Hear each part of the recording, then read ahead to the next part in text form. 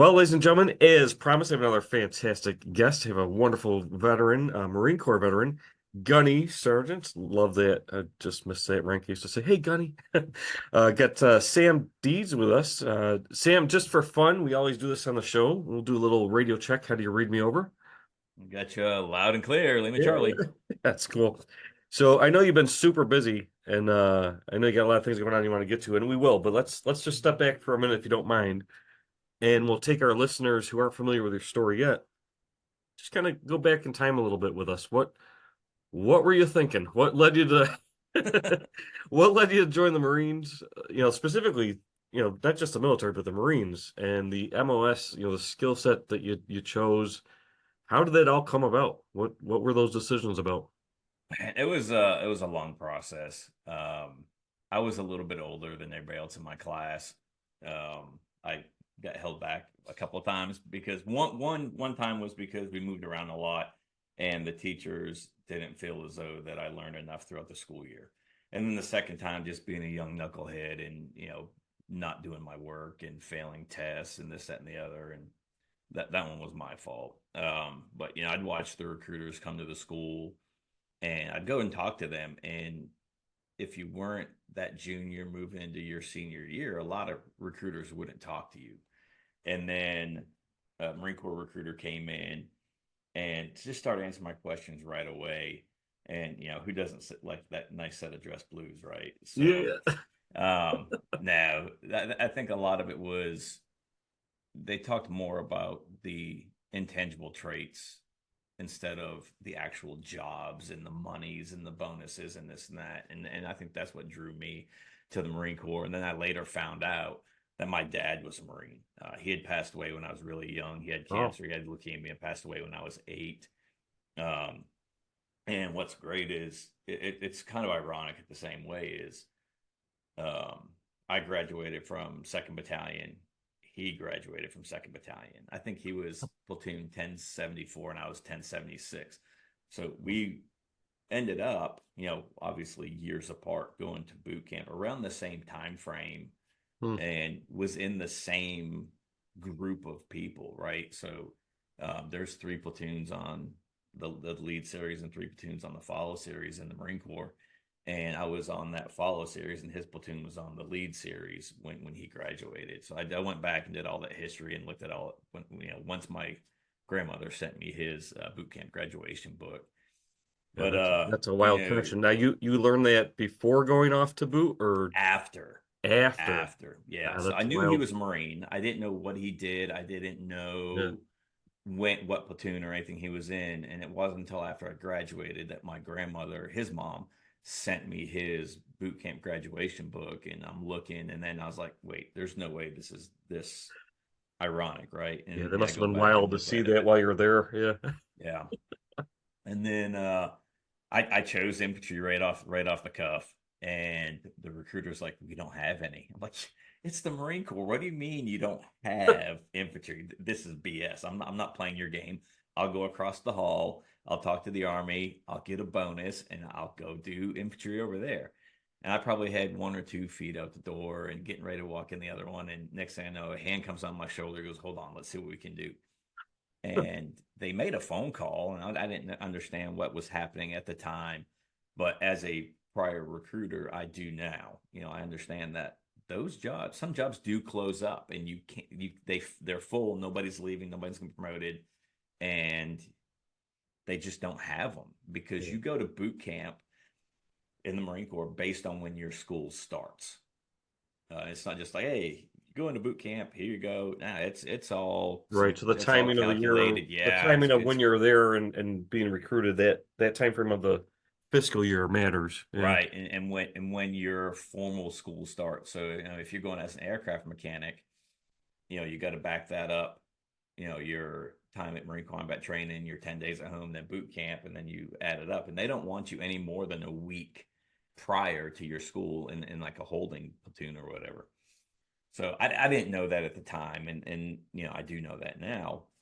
But what's even more ironic is they called, I guess it would have been Harrisburg, and RS Louisville had an infantry job well, they were looking for an aviation job, and the recruiting station in Bangor had an aviation job, and they switched. Um, Fast forward 4 years, I become a recruiter out of recruiting station Louisville, but and then stationed in Florence, Kentucky, as the substation. But yeah, it was crazy. And then fast forward a little bit into my career.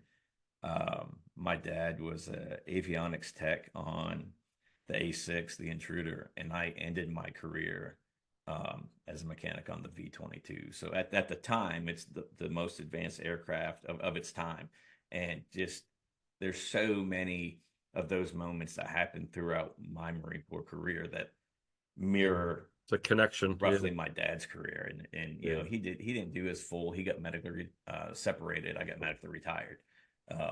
But yeah, it was just crazy. And chose the infantry in hopes to travel the world and see whatever. And I did. I got great opportunities to go to man, Japan, Mm. Okinawa, Japan, South Korea, Haiti twice. And the first time it was more of a humanitarian security type mission, and we got to go to the Club Med, and we got to go to the beaches and do stuff like that. And then the second time it was peacemaking that turned into peacekeeping, that turned into humanitarian. Sure. And then did some time in Greece, and then of course my wonderful 67 days in Iraq. Yeah. Our shared stomping grounds there. Yeah. Yeah. And we were there around the same time as well. So you want to talk about Yeah, that at yeah, all? I was just looking at that, and I was like, man, I think it was 67 days. So I went back and pulled up my DD 214, and Mm. who knows if the dates are right or not. But yeah, it was 67 days. We arrived January 15th of '05, and then my last day before being medevac was March 22nd. Well, yeah, we get there, and I can't remember who we turned over with. It might have been one of our sister battalions. It might have been 1-8, but we did a turnover with another Marine unit. The main forces out of Camp Fallujah. Our company got stationed at Abu Ghraib prison, and within Abu Ghraib prison, for those that don't know, it's a huge compound, and then within the compound there are mini compounds, and we had the compound that's to the northwest, inside Abu Ghraib prison. I was looking at that too because um, I got a tattoo recently to commemorate my being blown up, and I was looking at the Greek coordinates, and I'm gonna have that put it in my tattoo later. But anyway, we operated out of there, and then we had a base that we operated with the Iraqi National Guard, about halfway between Fallujah and Abu Ghraib. Yeah. So our company's main focus was not much against that northern route. And I can't remember if that was Michigan or Mobile, but I think it was Iraq 10, Route 10. And then the southern route was Iraq Route 1, and that was either Michigan or Mobile. I can never remember the two. All the way to the east wall, the east boundary of Camp Fallujah. And then we had a little bit to the north, not a whole lot. So we didn't have a huge sector, but if you look at it as a whole, no company really, a Marine Corps company had a major, major, huge sector. Our weapons company covered all Yeah. of our areas, with going back and forth with either supplies or just route recons or just presence patrols and vehicles to try to deter people in from setting in IEDs. Yeah. And then we were on a patrol one day coming back from the Iraqi National Guard compound back to Abu Ghraib, and it had just rained. And for everybody that knows anything about the sand in Iraq, it's a very fine powder. And when it gets wet, you can be a size 7 shoe, but by the time you get done walking across the field, you got footprint like Bozo the Clown or Yeah. Sasquatch. So I didn't want, we're going back. We just finished our, 2 day, whatever it was, up at the Iraqi National Guard compound. And I just wanted to get back. And I don't know if it was our engineers or the Iraqis, but they had just paved the road. I was like, hey, stay on the pavement. Let's go. Stay, no, let's not go across the field. So I made a judgment call, and we probably got halfway across that road, and the IED was detonated. And it flew me, I don't know, probably 8 feet, had some ringing in the ears, didn't think nothing of it. One of my saw gunners got thrown probably 15, 20 feet into a chain link fence. And then the charging handle of his saw went into his leg. And then he ended up getting medevaced, then medevaced back home here Yeah. to the States. And then I kind of came to and saw two dudes kind of looking more intently than everybody else. And I took off running after them and not even thinking. I'm dashing in the crowd, in and out of houses, in and around houses. And then I realized it's just me. Nobody else followed me. And here I am all alone in this little town surrounded by who knows. Yeah. So I worked my way back, and one of my Marines hands me this big clump of mud. I'm like, what do you want me to do with this? He goes, Sergeant Deeds, that's your pistol. And I looked down, and sure enough, it had come Oh, out of the holster and broke free of the leash because it just was banging behind me. yeah. And then I get back and we clean everything up. And as I'm taking my gloves off and helmet and everything else off, I realized I had a cut in my hand. And I'm like, I'm not going to medical for this. So I called in my foreman and he cleaned it up and put some super glue in there, which I do not recommend. That the acetone in there Yeah. does not do well with the fluids of your body. And then, so I called my wife and I'm like, listen, this is what happened. We just sent X home. His family's been notified. And she's like, well, why can't you just break your leg or something and come home? 30 days later, I broke my leg or something and ended up coming home. But yeah, so we got tasked with some vehicle checkpoint on the north end of Kandari Market Road, which is a north-south road just to the west of Abu Ghraib prison. Hmm. And what's crazy is we came through there earlier that day, again, coming back from the Iraqi National Guard base, and we were coming back to assume the Quick Reaction Force, the QRF. And I don't know why we got assigned with doing this because it should have been a different squad or a different platoon, but they took the QRF and they're like, hey, you're going out to do a vehicle checkpoint. And I'm like, that's not our job, but whatever, if that's what you want me to do. Yeah. And we went out to the same exact area we walked through, and there was a rock pile on each side of the road that wasn't there earlier in the day. So I stopped everybody, went up and looked at it, sent my team down around it to set up. We had a vehicle mounted 240. So I sent everybody else down around it, looked at it.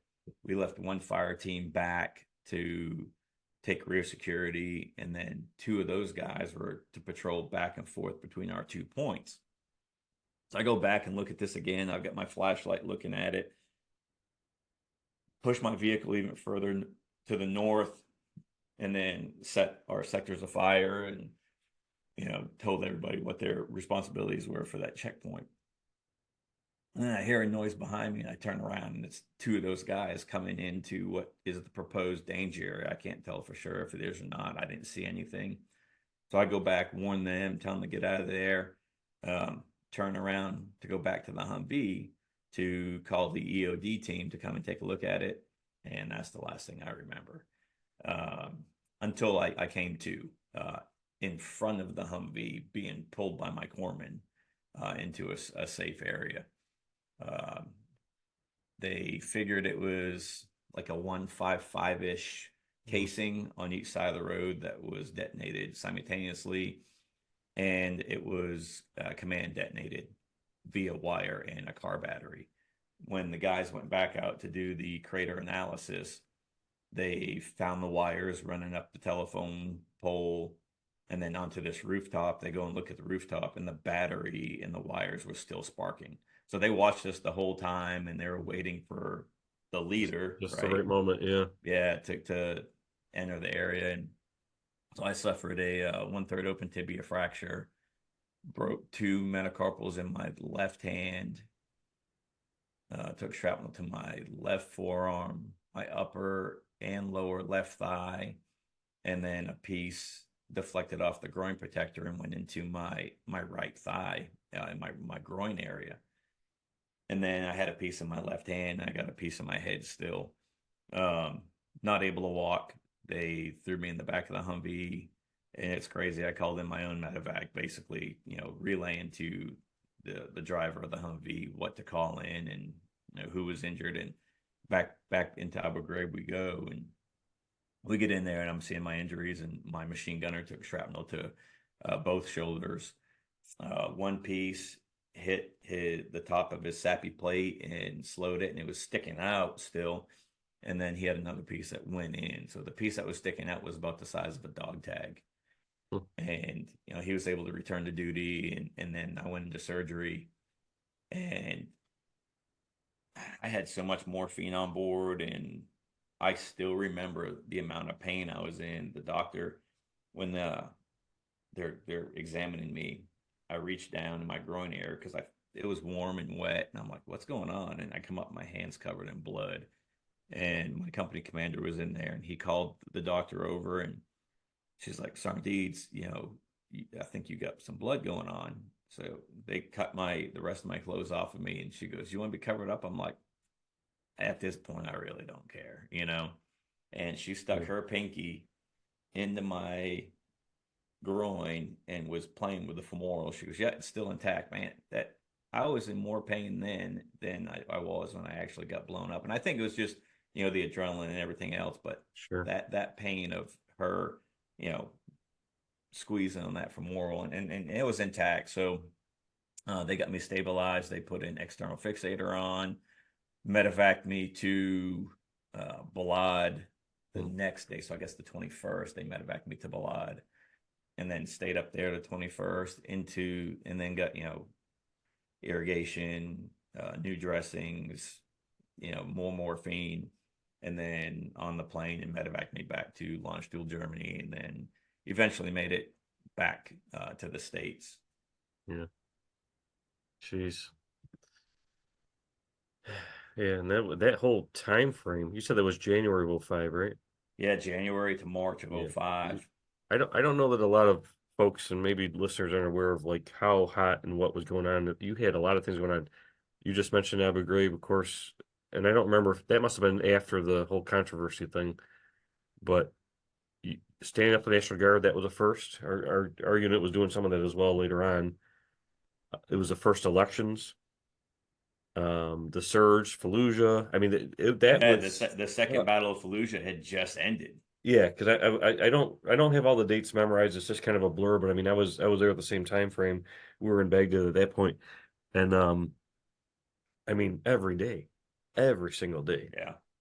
everyone's own. And you guys, the Marine Corps, again, folks, I don't know how many people understand that the Marine Corps is already the smallest, you know, personnel of the military. You guys are already overtasked as it is wherever you go.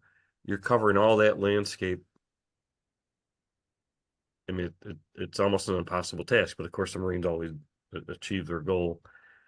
Um, so you're now your particular patrol, that either one of those events, what was like a typical patrol for your group? How many folks were with you when you would be out on the ground there? Yeah, so a typical Marine company consists of three, we call them line platoons. So usually guys that are riflemen, the 0311, um, uh, military occupation specialty, so job, the MOS. And then one weapons company, which consists of your machine gunners, your mortar guys, and your shoulder fired rocket people, your assaultmen. We did things a little bit differently where we broke the platoons down into four platoons. So each Hmm. platoon had at least one or two 240 gunners with us. We had one or two um, assaultmen with us. And then we took guys from our line platoons and pushed them to the weapons. So we had actually four, I can't say full, I think we had 10 guys, 12 guys per squad, and we usually have 13. And then with our attachments, and then the mortars stayed right at Abu Ghraib with the headquarters just as a support element in case we needed, light mortars for any missions that we were doing. So for our platoon, I think we were somewhere around 28 to 30 guys to include the platoon sergeant, platoon commander. Yeah. Um, and then we deployed without our platoon commander. He had a medical issue, so I became the platoon sergeant. The platoon sergeant became the platoon commander up until the week before I was injured. Then our platoon commander returned to country, and then I went down to be the first squad leader. Yeah. But I mean, mostly we were doing present patrols just to let them know we were in the area. Mm. And, people would come out and, they weren't getting water, or they weren't getting electric. And, we'd have to call the interpreter out to understand what they were saying, because not all of us went to a dialect course or a foreign language course to understand even the basics. Yeah. We all knew what stop was. We all knew what bomb was. We all knew what, some of the more important words, at that time that we were, trying to win the hearts and minds of the Iraqi people. But we would just patrol our area. We'd go out for an hour, hour and a half, and we had a designated route we'd go, and then we'd come back out and then come back in, and then another patrol would go in its space. And then the same thing for the guys that were stationed at the Iraqi National Guard base. They'd come out of the base, head south, and go down to Nasser Wal Salam and patrol that area. And sometimes our patrols intersected, but the good thing with radios is you could talk with each other and talk to higher ups, or Yeah. we'd have army patrols coming from Baghdad going to Fallujah, or vice versa, and they're calling that they're coming through the area, and then we're calling that we are in this area, especially at night when everybody's on MVGs and you can't tell who is who. And we had the IR strobes, IR chem lights that we'd put on our stuff just so we're not firing on friendlies. Right. But yeah, our typical patrol was out for about an hour, hour and a half in a certain sector, and then the next patrol would move within that, north or south of the sector that we patrolled in, and then the guys at Nasser Wal Salam would patrol the west side, north to south, Yeah. or would go out vehicle mounted as security with the AAVs and the tanks, and would go back and forth to Abu Ghraib and just do security for them in case a vehicle approached them too close. That they're running with the 4-man, 5-man crew, and they couldn't patrol or control every sector that they were traveling in. Yeah, it was an impossible task to really get. You just rattled through all the things that, again, I don't know how many people know this outside the military. You got the free elections going on, you have to support that. You got the surge happening where you're fighting enemy combatant all the time. You're dealing with hidden and buried IEDs, vehicle-borne IEDs, and then you're still trying to help people that need clean water and have, some of the things that happened during our time, it's things you don't think about, but it's just human events. Like, there's people that are driving past curfew because their wife is pregnant and they're having a baby, and you got to help them. It's Yeah, like you're a cop, you're a social worker, you're maintenance, and everyone around you is trying to harm you or at least stop you from doing your job. And on top of that, you're trying to stand up another military force, and you don't even know if you can trust them. yeah, a military force, a police force, Yeah, and then like you said, the first election hadn't even happened yet. yeah, We actually deployed early to help facilitate that first election, only because the unit that we were replacing had just gone through Fallujah 2, Phantom yeah, Fury, yeah, and they needed a relief. They lost a bunch of guys, and they needed a relief, and they had a bunch of wounded, and their forces were dwindling or dwindled at that point.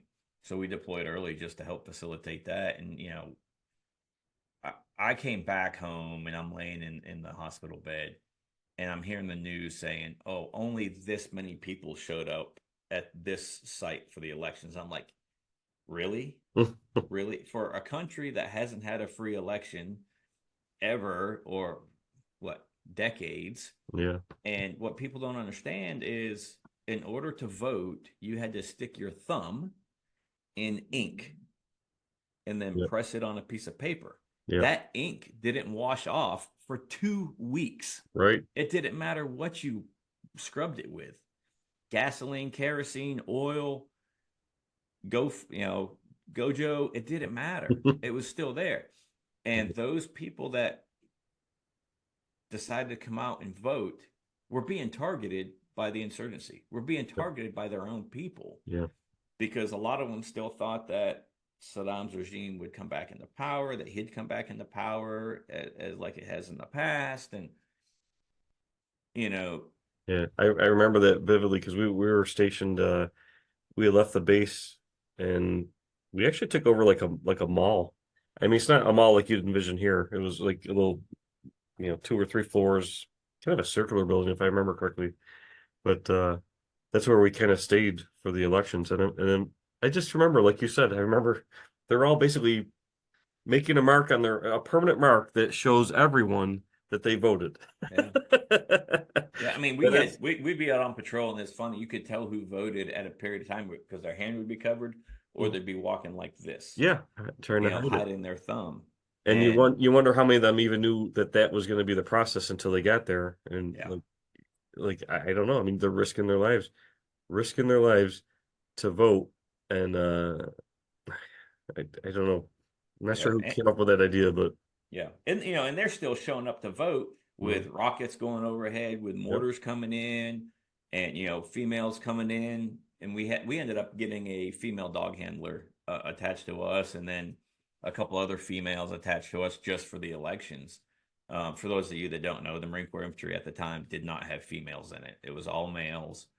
So anytime that we had to interact with females, we had to have a female present because we weren't allowed to interact with the Iraqi females, Mm, um, or search them, pet them down, anything. So we had to have a female do that.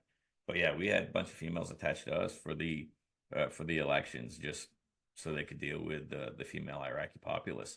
And I mean, we had a lot of people show up, and to hear that coming back home, that it was disheartening that the news was reporting only XYZ showed up. I mean, half the time we can't even get our own people to show up for an election, and we've been doing it forever. And yeah, now you're talking about a country that hasn't had one, and the people are now free to voice their opinion on how they want their country ran and who they want running their country, and you're minimizing that. Come on.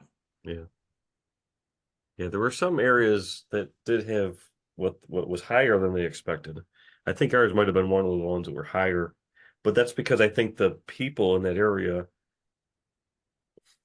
It's almost like the farther you go out into the smaller, you used to call them the mahalas and all that. The smaller places, the more scattered they are, the information gets scattered. People don't know as much as like where we were. Um, being Well, in and the propaganda from the insurgency too. If you go out and vote, we'll kill you, your right. family, your So I loved think I ones. think there was pockets where it was like actually better than expected, but Yeah, as you experienced, and a lot of other folks I've talked to that were doing their own thing in their own posts out there and patrols during the elections, very, very low numbers from what they thought. yeah, So, yeah. And like we've discussed already, the push through Fallujah, the second battle of Fallujah had already happened. Well, a lot of those insurgents went out to the Karmas, to the Ramatis, to the Abu Ghraib, Baghdad area. So mhm. everybody that's in those areas, that's what they're fighting them too. Along with whatever ruler was in power at the time for the insurgency. Yeah. And it was worse around the bigger cities just because a lot of people did escape from Fallujah that they were hoping that were going to be there during the battle. Yeah, but they somehow escaped, and they had moved out, like I said, the Ramadi, Karma, Abu Ghraib, Baghdad areas. Yeah. And we couldn't. We had so many restrictions on us. There was a town just south of Abu Ghraib prison, and we couldn't go over there without having permission from the army because it was under their control. And we're getting pop shots, we're getting mortars coming in. It's like it's coming from that town, and they know because it gets reported on the news. And we went to do a a knock and search one time, and we're sitting there listening to the news, and they're talking about it. And I'm like, how do they know about this already? So then we had to change our day, change our timeline, and then just keep it in house. Because if you tell, somebody within the Iraqi National Guard, Iraqi Army, or whoever was telling the populace, hey, we're going to be in the area, Yeah.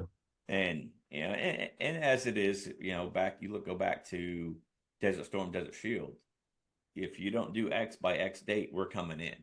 And we did the same thing with Iraq. We did the same thing with, well, somewhat with Afghanistan, but America tells everybody basically our business and how we're going to do it and when we're going to do it, instead of just popping in like we probably should. But Yeah. that's my own opinion. That's not. No, no, I share that opinion. We can talk offline some other time, but we had a couple instances where we would basically still be dealing with a situation, and within an hour or so, CNN or whatever is already putting things out there. Because in Baghdad, that's where I was in Taji for a few months, and then we were in Baghdad. And when you were in Baghdad, there's a lot of people at the other side of the city that are press. Like the press was living there. Yeah. They had people there. It's like, you know, I'm all for the free press, but do they have to be like sitting there letting the enemy know exactly where we are and what we're doing? Can they wait a day and do like a day after report? You know? Yeah. I want to say I was already at home, but I think it might have been Lara Logan, would her and her Yeah, cameraman, yeah, yeah, they were out with, yeah. 69th Infantry. it might have been my Yeah. platoon, because my company ended up moving out of Abu Ghraib and moving into the Iraqi National Guard base full time. Mhm. And that might have even been after the attack on Abu Ghraib prison in Yeah. April of '05 is when that happened. Yeah, But I remember she's out. yep. Um, She was with a group of quite a few folks at the same yeah, time. She was with our unit. Yeah, I remember that. yeah, but Yeah, yeah, she was out reporting, and there was a car in the road, and everybody gets out of the vehicle, and this one young Marine jumps in behind the back of the Humvee and is pushing this car, and as he's pushing the car, it gets detonated. And then yeah, my old platoon, I can see him walking out of the Iraqi National Guard compound area, coming out to, set up a cordon. But yeah, I mean, that it's instant, right? There's no editing. There's no, hey, let me run this by the chain of command. Nothing. It was just instantaneous of names, the who, what, where, whens, and whys, yeah, and it's being reported, back to the state before the Marine Corps, before DOD, before this kid can tell his family this is what happened. They're watching it. yeah, And there's other instances like that, yeah. the And I Haditha can't Dam, the I can't imagine Habadia. now. Now that was 20 years ago. I can't imagine now with smartphones and with drones, like small drones. We had Yeah, drones that took a whole Humvee to load. yeah. The wingspan on it was like 6 feet or whatever. But I can only imagine now how instant things would be in that same type of campaign. I mean, forget about it. Your enemy would just be sitting there watching it on their phone, Yeah, or yeah. tapping into the drone feed. So, hopefully, I'm out, you're out, but hopefully the powers that be are well prepared to protect our troops in that type of campaign again, because the technology has gotten so far ahead of us. No, I mean, just look at the Ukraine Russia. I mean, Yeah. how many videos you see on a daily basis Yep. from the drone Yeah. perspective, Exactly. and unfortunately, I think that's every war from here forward is going to be an unmanned aerial, type war, like happening over there right now. Yeah. Yeah. It's just scary stuff. So walk us through, if you don't mind, once you were stateside, what was the next step? I guess my first question is, how long was it till your unit had come home from their tour? But for you, the physical rehab and all Hmm. that, like how many months? How did everything kind of transition to your next stage there? Yeah, there was there was a lot of miscommunication, even just on the way before I even left country. Wait a minute, Gunny. Wait. Are you talking about the same military that I know and love? You're Right? saying there was miscommunication? Oh man, yeah. I So don't know. the personal injury report, um, they got mixed up. Um, they called my wife and they're like, "Hey, Sam was injured, but he returned to duty. Expect a phone call from him shortly." Not the case. I'm laying in a hospital bed getting worked on inside. I think it was Charlie Surgical, maybe, or Bravo Surge at Abu Ghraib. Um, I'm getting external fixator. They're irrigating wounds. They're pulling whatever shrapnel is sticking out of my body out. And then finally, just as I'm getting ready to be loaded onto the Blackhawk, they bring me a Gen 1 sat phone. They're like, call your wife and let her know what's going on. I'm inside a building on a Gen 1 sat phone. So you know how that conversation went. She heard like every fifth word. Garble, garble, garble. Yeah. Right. Yeah. Get loaded in the Blackhawk. And I do remember I thought I was gonna get my head lopped off because I was the top litter. And they're lifting me up and it felt like the rotor blade was right here. I know it's not. I know it's way higher than that, but it felt like right here. I'm like, that's all I can see is just that whoosh, whoosh. I was like, oh, this son gonna die. And then take off from Abu Ghraib into Balad. And coming into Balad, I mean, I'm doing this coming in and not realizing that we were, under fire. Come into Balad, they do all the irrigation. Like I said, 2 days later, send me to Landstuhl, Germany. I was in Germany for, I think, 3 or 4 days. X-rays, uh, pumps to nerve block pumps and morphine, and then come into Andrews Air Force Base. And at the time, Walter Reed and Bethesda were not separate. So the people from the doctor from Bethesda comes over and he's like, "Oh yeah, you're gonna be able to keep your leg." I'm like, "Whoa, hold on, this was never even discussed before now. What do you mean I'm gonna keep my leg?" Well, yeah, your doctor or whoever did this in country did a really good job and they got to you quick. And I'm like, I'm glad I'm just now realizing this. Here we are a week plus removed from, you know, the most traumatic event of my life to that point. And then they're like, we're just going to send you to your home hospital. So they sent me right back to Camp Lejeune the next day. And I was meted by the remain behind and my wife. But that whole transition back was, oh, and so then they updated my wife. Your husband has been transported to Germany. She's like, yeah, I know. He's already called me. We're good. Well, he's going to go to Bethesda. He's going to be at Bethesda. And then, I don't know, an hour later, no, he's coming home. So, I mean, the whole way back was just a cluster. And it got to the point where the remain behind's like, you know what? All this information's come out in Iraq. They don't know what they're talking about. When you know something, please call us so we can update everybody in Iraq what's going on with your husband.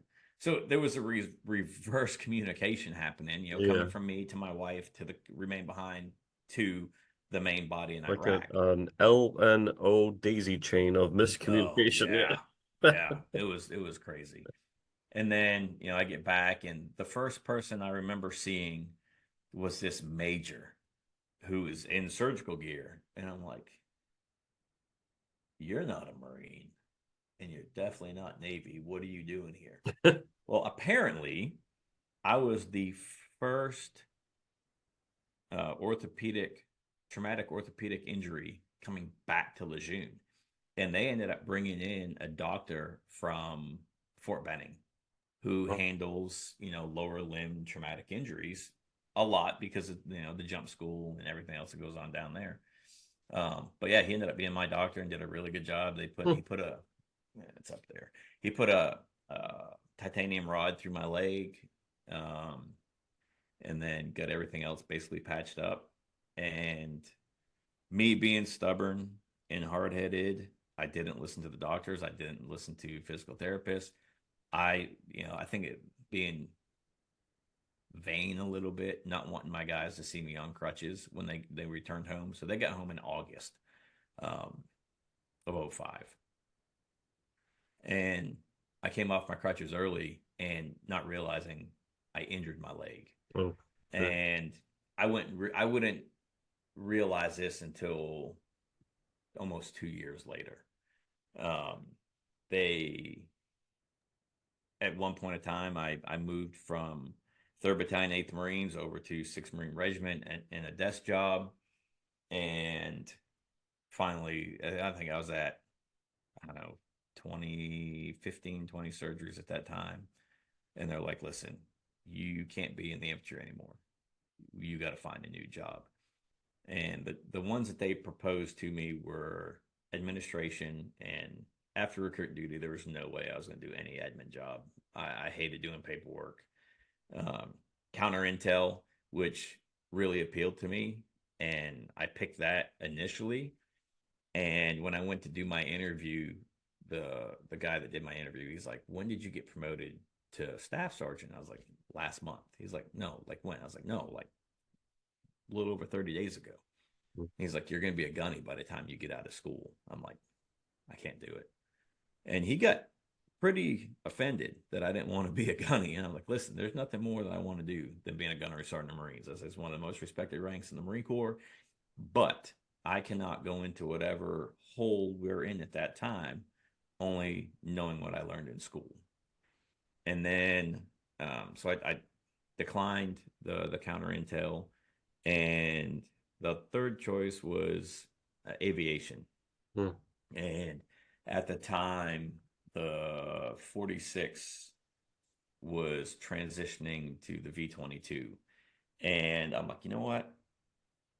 I know those guys have been in the aviation community for a while, but they're having to learn a new platform. That's where I'm going. I've got 3 hours on the aircraft. That's it.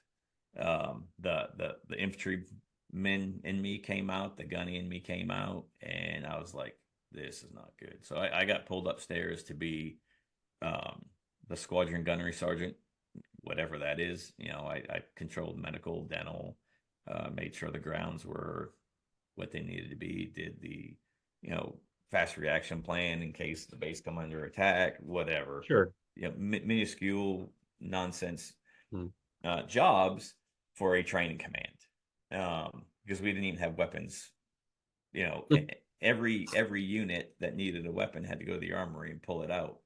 So you could go from HMLA 169 to go to the rifle range, and you're pulling out a weapon, and then a week later I go to the rifle range. I might have the same weapon that you had on the rifle range. Sure. So that's how few weapons we had on the base. Hmm. Not the same on Camp Lejeune. Every infantry marine had their own weapon plus some.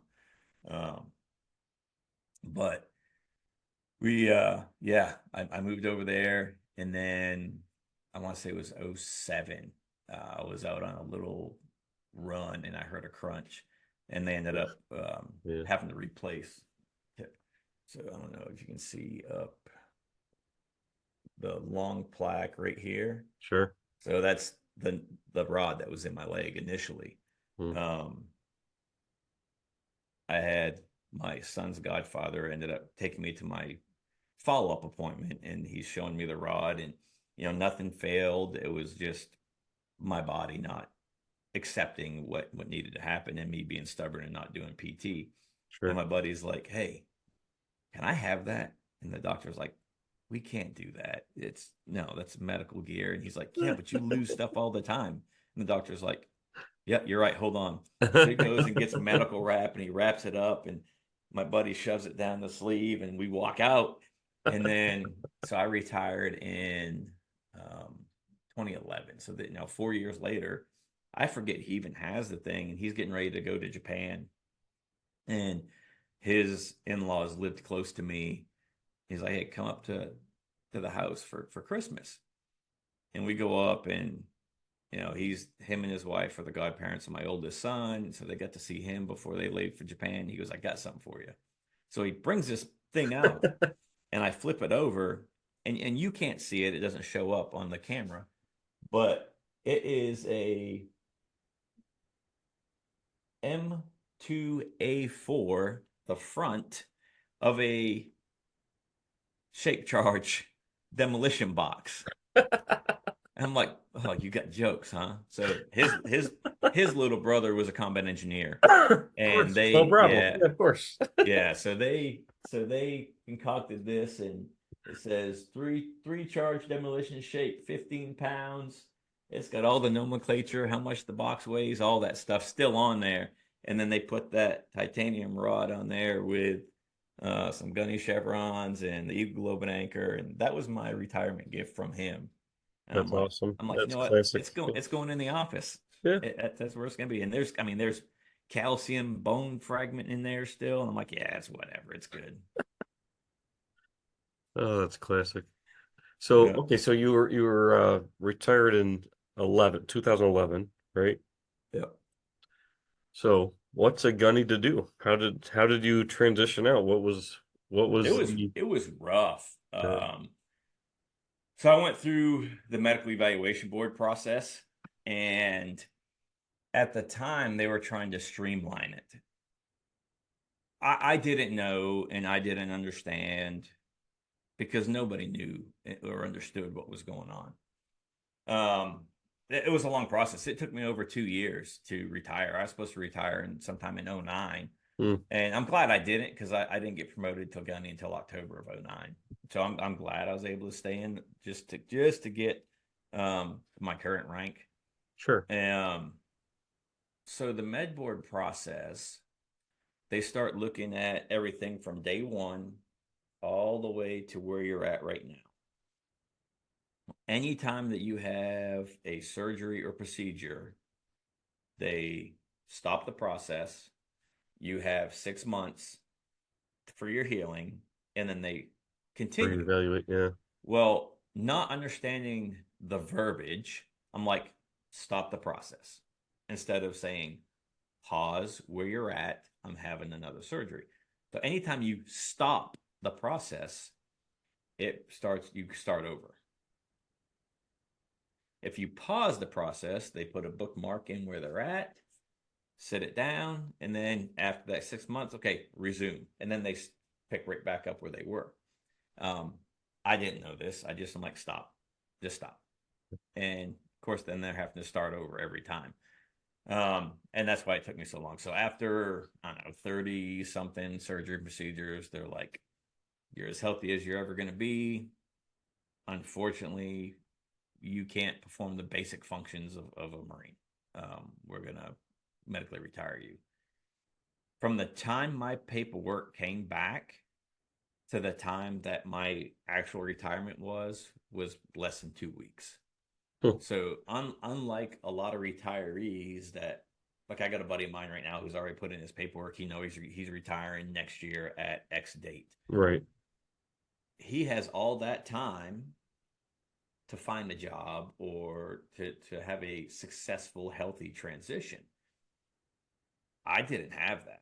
It was like, here's your paperwork, check out, home, retire. That's it. Yeah. Um, so I sat at home for, I don't know, probably a month or two, just looking at what I could do for a job. And only having 3 hours on the aircraft, I couldn't go into an aviation job because I didn't have my airframe and power plant license. Um, couldn't get it because I didn't have enough knowledge. And then, really, as an entryman, there's no jobs out there. I mean, you could go be a contractor somewhere, but it's not the same. And I ended up, I don't know, looking at security jobs, armed security jobs, and I got one working at the airport for a company that, not TSA, but for a private company that usually caters to the Fortune 500. I'm like, it should be a good fit. Fast forward, so that was in December. Yeah, I retired October. That was December. Fast forward to July. Um, I got written up for giving another coworker a threatening look. This is my happy face. Okay. Um, and I'm like, I'm not A dealing with this. threatening look. Yeah. Yeah, I'm not dealing with this. Yeah. So I called my wife, and it just happened to be my oldest son's birthday. I'm like, do I need this? She's like, no, you've got your retirement disability. She's like, I mean, we're going to struggle for a little bit until you find something, but no, we can make it. We can make it. Yeah. We'll make it work. I was like, all right. I walked right out the door. And they're like, you have to. I was like, no, I don't have to. Per the regulations of the handbook, it states that I do not have to give a written, reasoning on why I want to leave. I can just walk out. I came home, washed all my uniforms, turned them back in, turned in my badge, and then you get your airport badge too that gives you access to certain areas of the airport. And they're like, we need that. I'm like, absolutely not. That's my information. I'll return it back to HR or I'll take it back over to airport ID, but you are not getting this. And then I didn't do, man, I sat at home for ever, a couple years after that. Did some nonprofit work, got involved with a couple of nonprofits that work on the national level. One that their focus was post-traumatic stress, traumatic brain injury, the veteran suicide rate. Did some good things with them, raised a lot of money for them, and was the face slash spokesperson for I don't know a year and change, and did Barrett Jackson, did the Ron White's comedy salute to the troops, Oh, and right. talking about They my call me tater salad. Yeah, yeah, yeah, talking about my life events, my story, the things that I have experienced with yeah. post traumatic stress, traumatic brain injury, and then just speaking everywhere for them, and then um, got inducted into a Hall of Fame in Texas in 14, I think. And that same year, there's a Gold Star dad that I've become friends with. I served with his son. He's like, hey, the skydive team is having an event um, for Purple Hearts. Do you want to go? I'm like, are they full? I mean, how many are they taking? So he called up one of the founders of the team. They're like, yeah, we'll take him. Sure. And I had just done a jump with them the year prior. Um, there's a balloon festival that happens up here in Middletown, Ohio, and they wanted a PR jump with a couple Purple Heart recipients and some Gold Star family members. Hmm. And so the gentleman that told me about it, I jumped with him, and then a mom of a kid that I actually put in the Marine Corps and then served with later. I didn't know she was going to be there. It was a surprise to me, and she loves me unconditionally. She doesn't hold me responsible for her son's death, or putting him in the Marine Corps. He was 17. She had to sign the waiver and everything, and he's buried right here in Northern Kentucky. And on his birthday, I go visit. Memorial Day, I go visit. His anniversary, I go visit. Pretty much anytime I drive by the cemetery, I'm in there. And I'll get a text. I know you were here because I see your dime. Um, Hmm. but yeah, we did the jump. And then that following year, they had their first Warrior Weekend to Remember. And there were 27 Purple Heart recipients and the one Gold Star dad. And probably a week after that, they were jumping into a charity event, and one of the guys lost the air on his canopy and got injured pretty bad. Hmm. And they went to tend to him. Well, I jumped over the wall and picked up all their gear and got their gear to the vehicle off the field. So that way, once that team member was removed from the field, they didn't have to wait for everybody else to remove their gear. And then probably a week later, the boss is like, hey, put in an application. I'm like, I'm good. I don't want to do this. This is not something I want to do. To let you know, I'm on my 10th season. And I still don't remember putting in an application. But that year, one of the other founders is like, hey, we want you to be a guest at Kentucky Speedway. So go down Kentucky Speedway. The guy jumps in the checkered flag, and then I run the checkered flag over to the flag stand. And then we did every University of Cincinnati home game. And that year it was at Paul Brown Stadium Oh, because okay. because their stadium was being rebuilt. Nippert Stadium was being rebuilt. and then we did the Marine Corps Marathon out in DC/Virginia, and we're coming up on December, and we're getting ready to do the Military Bowl. And they're like, hey, you know what? You're a Marine. Look, we're going to have you out as a special guest. You can fly out with the team. I get there, and the boss is like, get whatever you need for the team. You're on the team. We're not doing this anymore. Um, so, and then I've been doing it ever since. You know, we do a Yeah. lot of NASCAR. We do a lot of, especially this time of year, college football. I mean, Sure. yeah, last Thursday I was at Virginia Tech. And then from Virginia Tech, drove directly to Mississippi State, and we jumped into Mississippi State. Yeah. I don't jump. I'm one of the ground support guys, which is I think more important than the jumper, because you have to give them your wins, you have to give them the time, you have to make sure that there's nobody in the landing area. I mean, you have a big responsibility, and it's not only for the people on the ground, but it's for the guys and girls that are jumping out of the plane too. Sure. But yeah, it's fun. It's a good deal, and you know we have a great group of guys and girls that I work with, and you know we are a dysfunctional family sometimes, Yeah, but but that's that's a key survival tactic of the yeah, veteran yeah, population. yeah, You have to have your tribe of misfit warriors. yeah. Well, and the good thing is, so we're about 50-50. We're about 50% prior service Yeah, or currently serving, and 50% civilian. that's the But right at the mix. Yeah, Yeah, but at the end of the day, it's we all respect the American flag. We all you know, one of our things that we do that was started by one of our founders is every single jump that we do is dedicated to a fallen service member or law enforcement or first responder. yeah. Mhm. Um, and it's to remind not just the family, but everybody of the sacrifice that was made from these men and women, um, that we still get to live in a free country. And it's because of those sacrifices. And, you know, sometimes it happens here at home with your demons of post-traumatic stress and traumatic brain injury. Um, and then sometimes it's in training, and, you know, more often than none, it's in combat. Yeah. And, but the thing we do is we'll take a photo.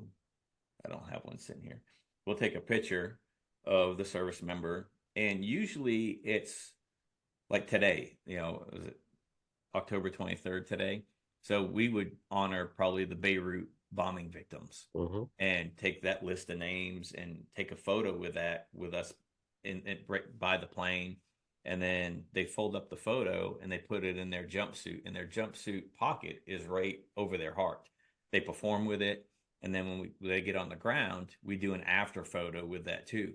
And then a lot of the guys and girls on the team have started passing that photo off to somebody into the crowd and asking them to remember that person and to say their Oh, name out okay. loud so they're not forgotten. Yeah, Um, or if the family's there, we'll present it to the family. yeah, There's a bunch of jumps that we do, that we know that there's going to be the Gold Star families there, and we'll ask who, and we'll jump with multiple photos of each of their loved ones. yeah. And then, you know, sometimes they ask the team to sign it and the date, and you know, and Yeah. then It's a we'll nice it's a nice yeah. touch. Yeah, And then I like the idea of giving it to someone in the stands too. yeah, and then we also have, I don't know if you can see this flag here. Mhm. It's an honor and member flag, and that was started by a Gold Star dad. And we have an 1,100 square foot honor and member flag that we jump. And our flag, we ask the Gold Star families to write their loved one's name, branch of service, date of death, and where. And that's what, when the family's presented one of those flags, that information is on their flag. And we ask them, if you want to write them a little note, write a note. Mhm. And we jump that flag all over the world. And right now we probably have close to 700 names on that flag. Wow. So when it's being jumped, it looks a little dirty, but when you get a closer look at it, you can see it's full of signatures of loved ones from service members that have passed. Yeah. That's beautiful. Sam, what can our listeners do to help support this group and what they're doing? Is there fundraising? Is there something we can do online to show support? Yeah, so Team Fastrax, we are a for-profit business. So everything that we do, um, we get paid to do. But attached to the skydive team, we do have our own nonprofit called Blue Skies for the Good Guys and Gals Warrior Foundation. Or you can do warriorwtr.com and it should bring you directly to the site. The event is Team Fast Tracks Warrior Weekend to Remember. We bring in combat wounded veterans, Gold Star families, and families of fallen first responders every year uh, for a week out here in Ohio. And we bring in vintage aircraft that they take rides in, from B-25 Mitchell bombers to biplanes to, I don't know, I think we had like 8, 10 different platforms. A Huey that saw action during Vietnam, Wow. that comes in out of Indiana. We do a gun shoot. Of course, we're a skydive team, so we do tandem skydiving with them. We have a huge Jeep parade. I think we had 66 Jeeps this year. I think our parade was 2.5 miles long. And then the team jumps in Yeah. sporadically throughout the weekend with an American flag, the honor member flag, a Purple Heart flag, the thin blue line flag. Um, but yeah, go there. Warrior WTR, Blue Skies for the Good Guys and Gals Warrior Foundation, Mm, and there should be a donate here or donate now tab. All the funds go to support those service members and the families.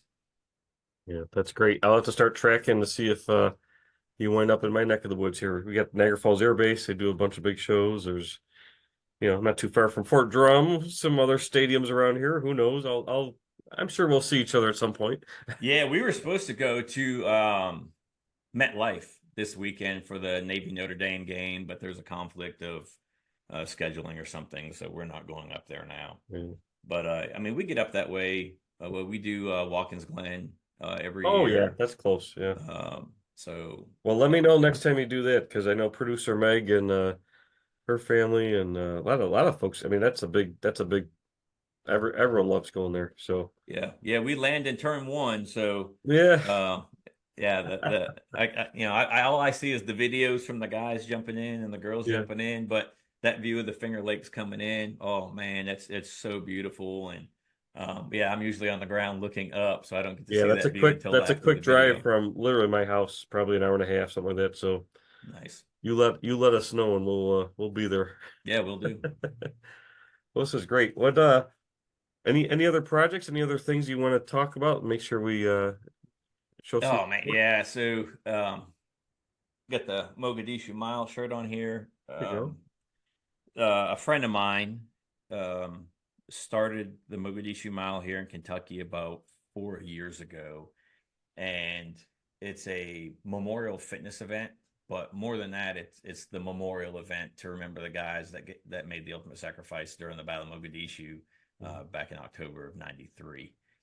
And the money that we raise right now is being split between the Three Ranger Foundation and Blue Skies for the Good Guys and Gals Warrior Foundation. Um, we don't have any donate here or anything like that because we put the money through a different nonprofit to be able to get those funds out there. But the Mogadishu Mile was started by the Three Rangers Foundation, and they use the funds to support ranger families in need or guys that are having a hard time with transitioning, or even some of the families that were affected by the recent storms in the southeast. Sure.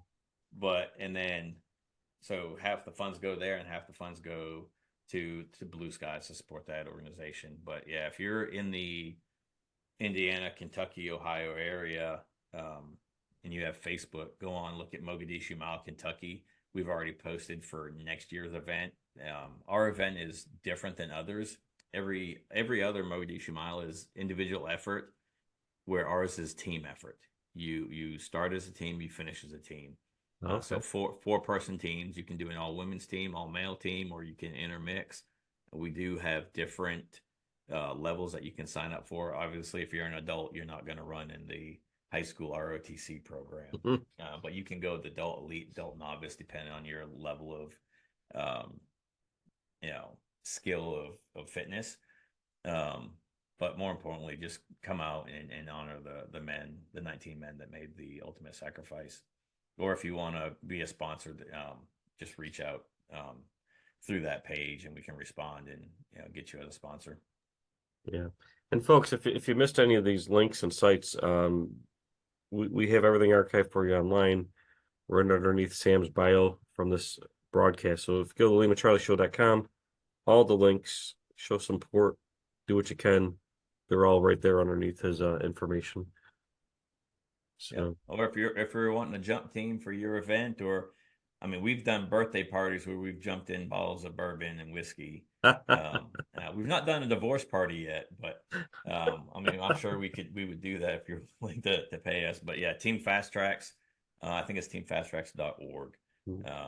But yeah, we're a commercial skydive team based in Middletown, Ohio, but we have guys and girls throughout the entire United States, and aircraft that we can either use or lease. But yeah, yeah, it's it's fantastic. a fun time, and Yeah. I wish we would post our schedule, but there's other skydive teams out there that you know I'm not going to say they like to poach or would poach, but there's that possibility, right? So we don't put our schedule out there in advance, but yeah, if you're at around an air show or a NASCAR event or college football, just look and see if Team Fast Track's jumping in, and shoot some photos and tag us on the social media. Yeah. Yeah, and I definitely look forward to you get up to Watkins Glen, we'll be there for sure. That's a nearby favorite Yeah, for a lot of folks. So yeah, it's one of our favorites too. Just the whole area up there. yeah, yep. So well, this is great. I do always like to ask just kind of a fun final question. It's not always fun, but it's intended to be a little light. So, you've been through hell and back, and you're striving now. You got your team, you got a great family, you got great support. You and I had mutual friends, of course, and I met you through uh our mutual friend there, another Marine, of course. Yeah, yeah. Well, we went to boot camp together. That's how we met. Oh, I didn't know that. Yeah, so Oh, I'm geez. from Mage originally, and he's from here in Kentucky, and we met at recruit training, and then from recruit training we went into the School of Infantry Training Battalion together, and then we got That's fun. stationed at 2nd Battalion, 8th Marines together. So our That's first fun. probably 3.5 years of service, we were like here the entire Yeah. time, I and didn't know then that. Folks, we're talking about our you know, friend Willis we've had on the show before from yeah. Homefront Sit Rep. Fantastic series of I mean, I think there's about 3 or 4 episodes a week, and I know, of course, you host quite a few of them as well. So yeah, I didn't realize you both served together. I thought you were Yeah, yeah, friends yeah. post service. Yeah, no, I mean, social media being what it is, he Sure. found me on social media and was like, "Hey, you want to come on and do this with me?" I'm like, "I'll Yeah. be a guest on your show. I don't know what I'm going to talk about, but I'll be a Yeah. guest on your show." But yeah, Oh, and that's now he fun. has me co-host every now and then with That's him. fun. But yeah, no, it's Yeah. Well, you know, you it- yeah. being able to reconnect, and he's had a couple of events down there that I've actually been able to show up in person. So it's not just screen time. We actually get to see each other in Yeah. person and reminisce on some of the things that we did, or things that happened. Because it's not always sunshine and rainbows. No. It's not. It's shining shit cans and whatever else they can find you to do that busy work, right? Um, but at the end of the day, I spent more time with my Marines than I did my own family. So they do become family, and love them or hate them, they become family. And just like your regular family, love them or hate them, they're your family. Yeah. Agreed. But I know that when we were in country, the guys that I had with me had my back. 100%. I knew that, and my first year of marriage, I was only home 2 months and had been blown up twice and had a ton of surgeries. And we just celebrated our 20th anniversary this year. Oh, So God she's bless. been with me through the 44 surgeries and procedures, and countless hospital stays. Yeah. So I guess taking her to Hawaii was a good enough gift for her. Yeah. Well, that's great. Well, like I said, I mean, I'm so happy for you and proud of where you got into your place. I know you didn't do it alone, but you are at a place now that's, again, you're surrounded by people, good teams. great social and work-life balance there.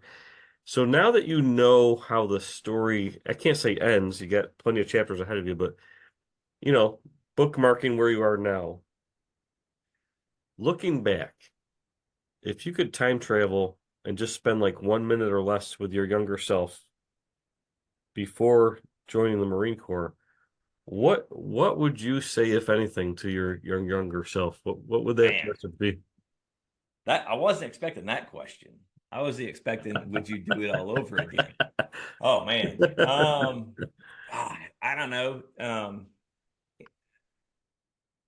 I think I'd just say don't change anything, because everything that happened to me from the time my dad passed to now led me to where I am.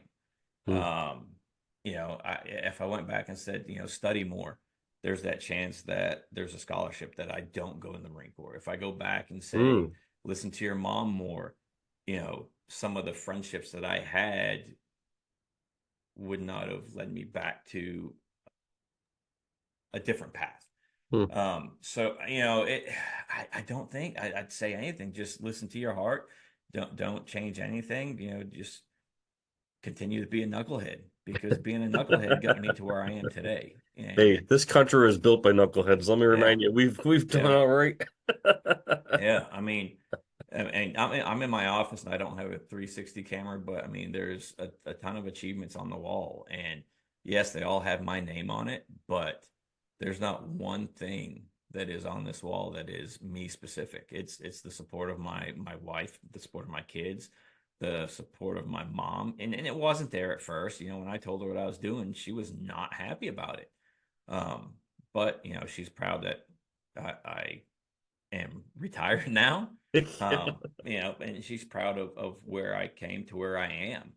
Yeah. And I mean, not to brag, I mean, I've been inducted into two different Hall of Fames, and both of them have to do with merit after the military. And, finding that new sense of purpose and your new direction, it sometimes it takes a while, and sometimes it takes a push. And it may not be what you think it is. If you follow your passion, you'll find your purpose. And the team has given me a new sense of direction, has given me a new purpose, and honoring those who are no longer with us is the greatest thing that we could ever do.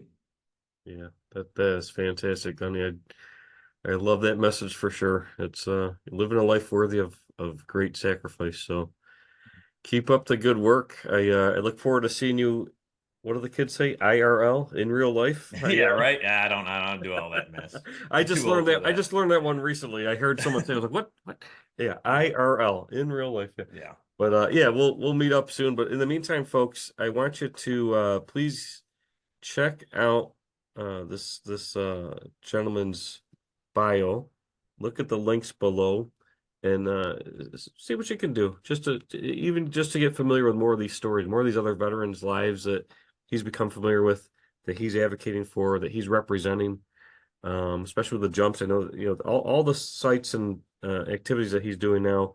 We have links there for you, and if you can show support or maybe just attend some of these events, I think we'd all appreciate that. So, all right, Kenny. Well, thank you so much, and I just